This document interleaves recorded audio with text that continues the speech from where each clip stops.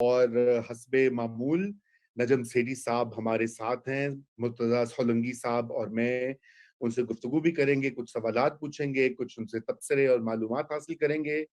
ملکی اور بین الاقوامی صورتحال پر۔ آج کے موضوعات جو ہیں وہ کچھ اس طرح سے ہیں کہ ابھی آپ نے دیکھا کہ سینٹ میں جو ہے ایک بل جو منظور ہونے تھے بہت سارے، خیر لیکن جو سب سے اہم بل تھا وہ آئی ایم ایف کی جو شرط ہے اسٹیٹ بینک کے اوپر، وہ بل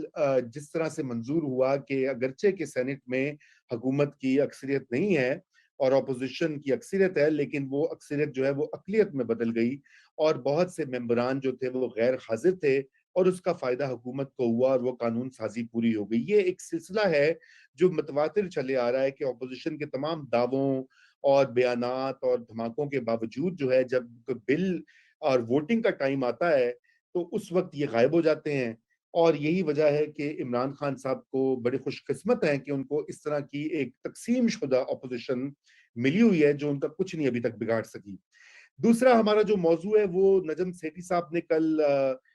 بلکہ آج جمعے کو اپنا اداریہ لکھا ہے دا فرائیڈے ٹائمز میں، آپ ضرور وہ پڑھیں thefridaytimes.com، اور اس میں انہوں نے تبصرہ کیا ہے جو ٹرانسپیرنسی انٹرنیشنل کی حالیہ رپورٹ آئی ہے اور جو مختلف سکینڈلز وقتاً فوقتاً آتے رہے ہیں پی ٹی آئی حکومت کی کرپشن اور irregularities اور اس طرح کے سکینڈلز کے بارے میں، جس کا ذکر مین سٹریم میڈیا نہیں کرتا، کیونکہ ہمارا مین سٹریم میڈیا جو ہے وہ اکثر اوقات پاکستان پیپلز پارٹی ہو یا مسلم لیگ نون ہو یا اے این پی ہو یا حتیٰ کہ این کیو ایم بھی ہو، تو ان کی کرپشن کا تو تذکرہ بار بار ہوتا ہے، لیکن جب یہ پی ٹی آئی کی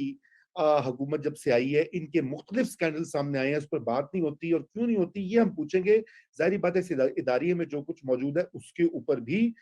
بات چیت ہوگی۔ اس کے ساتھ ساتھ ہم یہ بھی بات کریں کہ لاہور ہائی کورٹ نے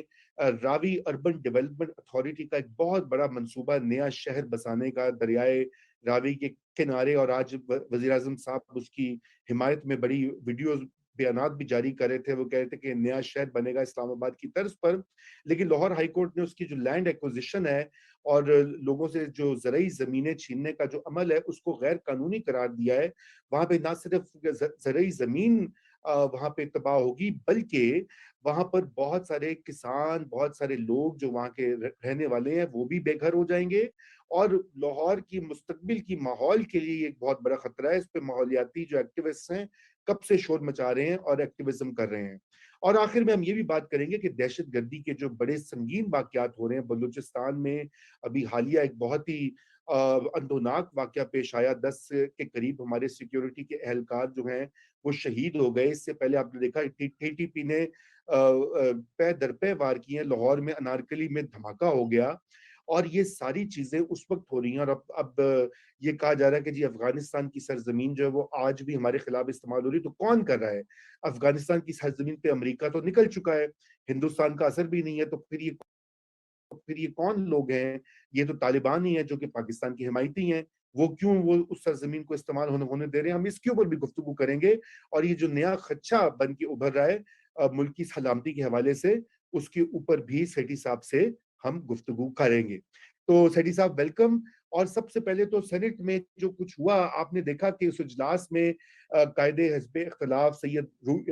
یوسف رضا گیلانی، جمعیت علماء اسلام فضل الرحمان کے سینیٹر طلحہ محمود، مسلم لیگ کے سینیٹر مشاہد حسین سید، نصرت صادق، پی پی پی کی ڈاکٹر سکندر، اور پختونخوا ملی عوامی پارٹی کے سینیٹر شفیق، بلوچستان نیشنل پارٹی کے سینیٹر قاسم رانجو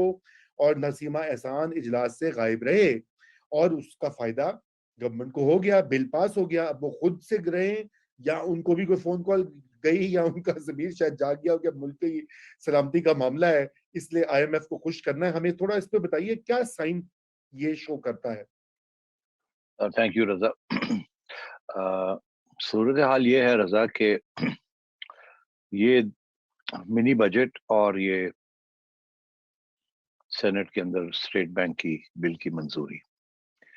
یہ ایکچولی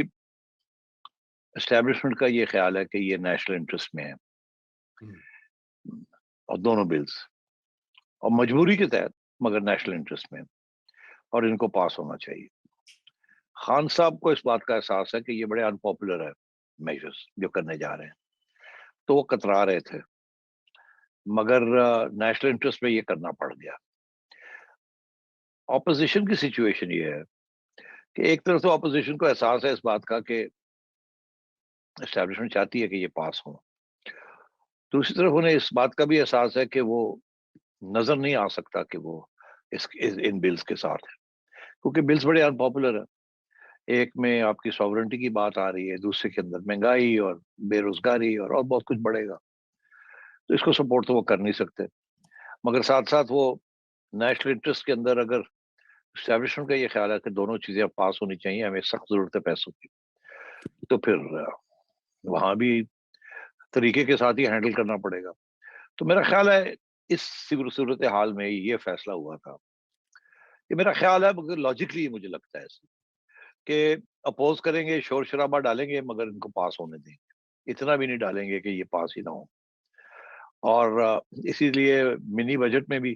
آپ نے دیکھا شور شرابہ ہوا، مگر بہت جلدی انہوں نے ادھر ادھر ہو گئے اور وہ جلدی پاس ہو گیا. اور یہ بھی اب یہ 30 دن سینٹ لے کے بیٹھ سکتا تھا، مگر کوئی کوشش بھی نہیں کی گئی اس کو بٹھانے کی. میں نہیں سمجھتا کہ یہ کوئی یہ ناکام ہو گئے اپوزیشن والے. میں سمجھتا ہوں یہ سوچی سمجھی کھیل ہے کہ عوام کے دلوں میں اور ذہن میں ہمیں یہ نظر آنا چاہیے کہ ہم اپوز کر رہے ہیں. مگر جب حقیقت یہ ہے کہ اگر نیشنل انٹرسٹ میں ہے، اور آج یہ اگر یہ اپوزیشن بھی بیٹھی ہوتی حکومت میں اور نہ عمران خان صاحب باہر ہوتے، تو شاید بالکل یہی رول ہوتا کہ اسٹیبلشمنٹ نے کہنا تھا حکومت کو کہ کریں، کیونکہ پیسے چاہیے، بینکرپسی نظر آ رہی ہے، حکومت نے بھی کہنا تھا اور کوئی چارہ نہیں ہے، کرنا پڑے گا. بڑا ان پاپولر سی چیز ہوگی. اور ادھر خان صاحب نے بھی شورٹ ووٹ ڈالنا تھا، مگر پھر خان صاحب کو یہ کہا جاتا کہ بھائی بس اتنا ہی کافی ہے، ہونے دو اس کو. اور یہ تو میں سمجھتا ہوں اس کی بھی سچویشن تھی یہ دونوں بلز کے اوپر. میں ہمیشہ پہلے دن سے کہہ رہا تھا کہ دونوں پاس ہو جائیں گے، کوئی پرابلم نہیں ہوگی، شور ہوگا تھوڑا تھوڑا بہت، اور اس کے بعد دونوں پاس ہو جائیں گے. آخری بات میں یہ کہتا چلوں کہ اس وقت آپ کو پتا ہے کہ اپوزیشن کچھ نہ کچھ پلاننگ تو کر رہی ہے نا. کبھی لانگ مارچ کی بات ہوتی ہے، کبھی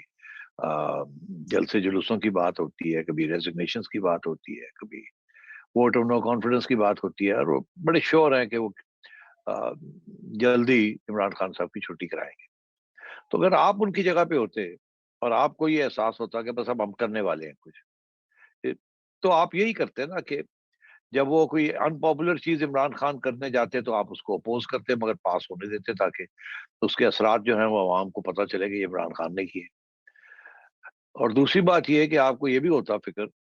کہ اگر ہم کامیاب ہو جاتے ہیں، اس کی گورنمنٹ کو الٹا دیتے ہیں اور خود آ جاتے ہیں، تو پھر ہمیں یہ کرنے پڑیں گے تو پھر ہماری پٹائی ہو جائے گی عوام کی طرف سے. تو بہتر یہ ہے کہ اس کو کرنے دیں اور تھوڑا سا احتجاج واج کریں، شور وور ڈالیں، بیکاز ظاہر ہے وہ تو کرنا پڑے گا، مگر ان کو پاس ہونے دیں.